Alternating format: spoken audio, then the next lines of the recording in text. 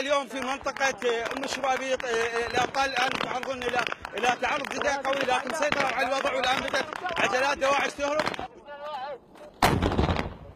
ضمن سيارة ثانية المفخخة اللي فجروها أبطال اللواء الخامس واللواء العاشر بدأ.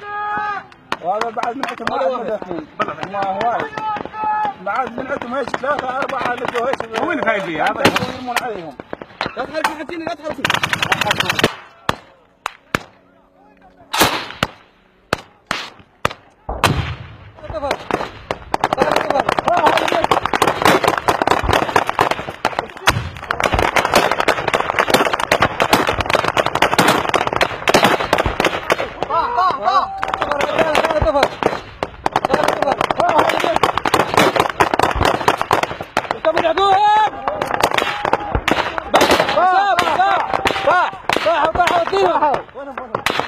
صح والله بالرمان انا وياهم بالرمان. ايش قتلت منهم؟ قتلت ثلاثه هذول وياهم موجودين. يلا نروح نصورهم تشوفون الوضع اللي قتل 3 دواعش بوحده بالمعركه اللي بدات بالرمان.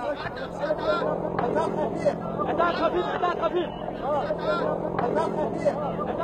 عشان بس رايد الناس يلا من هاي شلون نحب الساتر سيستان مبص عليه شلون نحب الساتر مبص عليه شلون نحب الساتر فستستان مبص عليه شلون نحب الساتر فستستان مبص عليه شلون